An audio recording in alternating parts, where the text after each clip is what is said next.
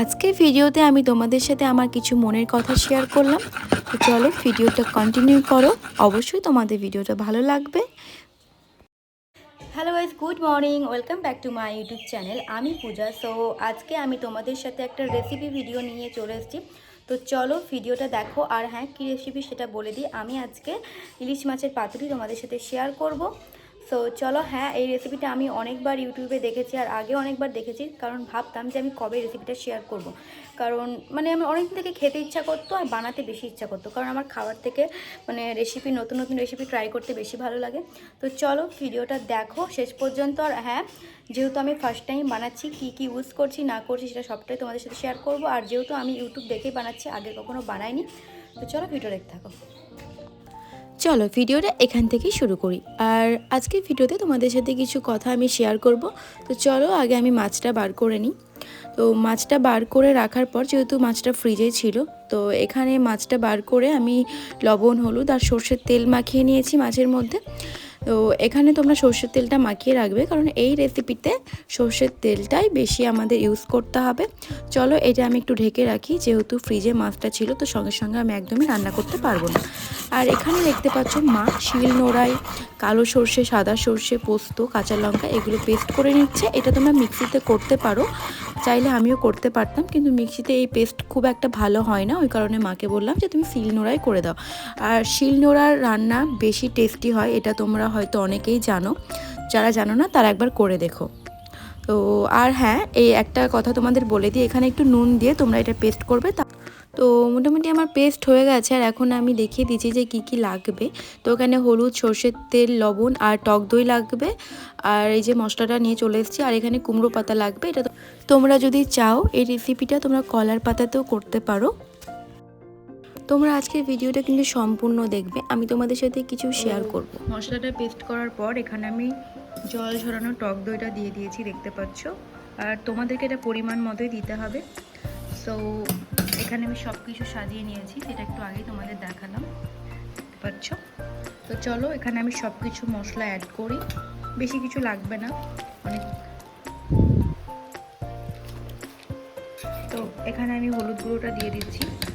আর আগেই আমি মাছে তেল হলুদ মাখিয়ে রেখেছি, কারণ বেশি হলুদ আমাকে দেওয়া যাবে না, তাহলে হলুদের এটা বেশি হয়ে যাবে। সর্ষের তেলটা বেশি করে তোমাদের দিতে হবে, কারণ এই রান্নাটা সর্ষের তেলের জন্য বেশি আমাদের ভালো লাগবে খেতে। তো দেখতে পাচ্ছ, আর আমি আগেই মাখিয়ে রেখেছিলাম মাছে, সেই জন্য আমি বেশি তেল এখানে ইউজ করিনি, লাগলে আমি একটু পরে আবার দেবো। আমি হলুদ দিয়ে দিয়েছি আর লবণ দিয়ে দিয়েছি, দেখতে পাচ্ছ। আর লবণটা আমি একটু বেশি নিয়ে নিয়েছিলাম, ওই জন্য রেখে দিলাম, কারণ মাছে আমার লবণ দেওয়া আছে। আর মশলাটা করার টাইমেও আমাকে এটা লবণ দিয়েই বাটতে হয়েছে। সো চলো মশলাটা ভালো করে আমি গুলিয়ে নিই। আর মশলা আমাকে ভালো করে ফাটাতে হবে, আর ফাটিয়ে বেশি ঘন করে নিতে হবে, কারণ দই দিয়েছি। আর মশলা যদি ভালো করে আমরা না ফাটাই তো খেতে একদমই ভালো লাগবে না, আর দেখতেও ভালো লাগবে না। সো চলো, এই যে দেখতে পাচ্ছ কুটি কুটি এগুলো, সো এগুলো ভালো করে ফাটিয়ে তারপরে এটা ভালো করে মিক্স করে নিতে হবে সব কিছু একসাথে। তো চলো ভালো করে মিক্স করে নিই, তারপর তোমার সাথে আবার দেখা হচ্ছে।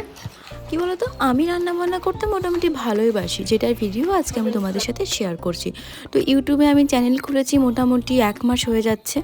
তো আমার চ্যানেলে কোনো গ্রোথ হচ্ছে না, কারণ হয়তো আমার জন্যই আমি রোজ রেগুলার ভিডিও পোস্ট করছি না। এইটাই বুঝতে পারি না যে বাড়িতে থেকে রেগুলার কিভাবে ভিডিও পোস্ট করব। তোমরা কি আমার রেগুলার ভিডিও দেখবে যে আমি সারাদিন কি করি না করি? এটা তো প্রতিদিনই সবার।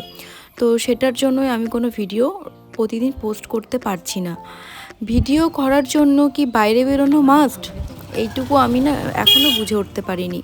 তো সাউন্ডের প্রবলেম হচ্ছে, কারণ আমার বাড়িটা যেহেতু রাস্তার পাশেই, তো ওই কারণে একটু প্রবলেম আমার প্রতিটা ভিডিওতেই হয়, যেটা তোমাদের সাথে আমি শেয়ার করি আর বলেও দিই যে আমার একটু প্রবলেম হচ্ছে। তো কি বলবো, এটাই আমার বলার ছিল তোমাদের সাথে। একটু আমাকে জানিও, আমার যে প্রবলেমগুলো তোমাদের জানালাম। তো তারপরে এখানে এই পাতাগুলোতে, কুমড়ো পাতাগুলো আমার এখানে সর্ষের তেল মাখিয়ে রেখেছে। সর্ষের তেল না মাখালে মশলাগুলো গায়ে লেগে যেতে পারে, ওই কারণে তোমাদেরকেও হালকা করে সর্ষের তেল মাখিয়ে নিতে হবে।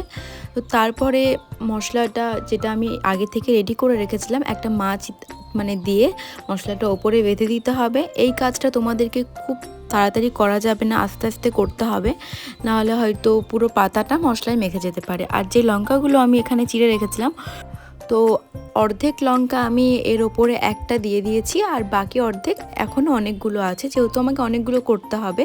আর যেটা বললাম না যে আমি 4 পিস মাছ নিয়েছিলাম, তারপরে আমি যে কয়েকটা মাছের পিস ছিল সবগুলো নিয়ে নিয়েছি, কারণ আবার পরে কে করবে, যদি না মনে হয় তাহলে ফ্রিজে তুলে রাখবো। তো চলো দেখা যাক কি করি। এই কাজটা তোমাদেরকে খুব ভালো করে করতে হবে, ভালো করে এটা বাঁধতে হবে। আর একটা কথা, তোমরা যদি কলার পাতায় করতে চাও তাহলে তোমাদের মানে এই যে সুতো দিয়ে বাঁধতে অতটা প্রবলেম হবে না, যেহেতু পাতাগুলো ছোট, মানে একটু বাঁধতে প্রবলেম হবে। আর কলার পাতা যেহেতু অনেক বড় বড় হয়, তোমাদের মশলার বেরিয়ে যাওয়ার চান্স খুব কম থাকবে। তো ক্যামেরাটা আমার মা ধরে দিচ্ছিল, যেহেতু আজকে আমার ভিডিওতে মা আর আমি আছি, মানে ঠাম্মা দাদু যেহেতু আছে, তো ওরা আমার ভিডিওতে খুব একটা থাকে না, তো মা আমাকে হেল্প করছিল, ওই কারণে মা আছে। আর এখন আমি যেহেতু পারিনি খুব একটা ভালো করে বাঁধতে, তো মাকে বললাম আমি এগুলো ফ্রাই করে নিচ্ছি, তুমি ভালো করে বেঁধে দাও, আমার অনেক প্রবলেম হচ্ছে। আজকের কথাগুলো একটু আস্তে আস্তে বলছি, কারণ হচ্ছে যেহেতু আমার মনটা খুব একটা ভালো নেই, কারণ ইউটিউবে চ্যানেল যেহেতু আমি অনেক দিন খুলেছি, ওই কারণে আমার অনেক কিছু প্রবলেম হচ্ছে। তো তোমরা পাশে থাকলে হয়তো আমি সব কিছু ঠিক করে নিতে পারবো। এটাই তোমাদেরকে বলবো যে তোমরা আমার পাশে থেকো, আমি যেগুলো জানি না তোমরা আমাকে হেল্প করো। তো চলো ভিডিওটা দেখতে থাকো, আর আমি এগুলো ভালো করে ফ্রাই করে নিই। এখন কড়াই আমি সর্ষের তেল দিয়ে দিয়েছি।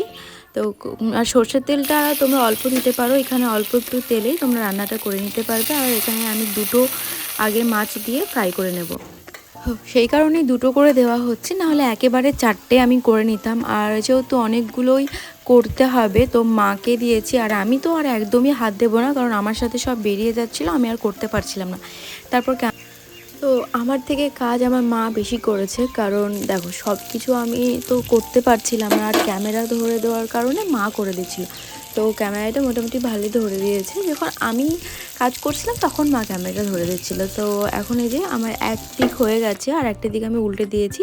তারপর তোমাদেরকে দেখাচ্ছিলাম যে মা এটা ভালো করে বাঁধতে পারছিল, আমার থেকে একটু ভালোই পারছিল মা। তো এখন তো দুটো হয়ে গেছে, চলো আমি দুটো তুলে নিই। আর এটা আমার করতে মোটামুটি 25 মিনিট লেগেছে। আর তোমরা একটু হাতে টাইম নিয়ে করবে, কারণ এপিঠ আর ওপিঠ ভালো করে কিন্তু তোমাদেরকে ভাজতে হবে। তো চলো আর দুটো মতো করব আমি, কারণ আরও বাকিগুলো আমি আর এখন করব না। ওগুলো যদি এখন করি, যদি না খেতে পারি, তখন আর ফ্রিজে যদি তুলে রাখি ভাজার পর, তাহলে একদম ঠান্ডা হয়ে গেলে কি বলো তো, ঠান্ডা হয়ে গেলে একদম খেতে ভালো লাগবে না। তো যখন তোমরা খাবে তার কিছুক্ষণ আগে এটা ফ্রাই করে নেবে, সব কিছু রেডি করে রেখে এটা তোমার ফ্রিজে রেখে দিতে পারো, যখন খাওয়ার সময় হবে তখন ফ্রাই করে নেবে।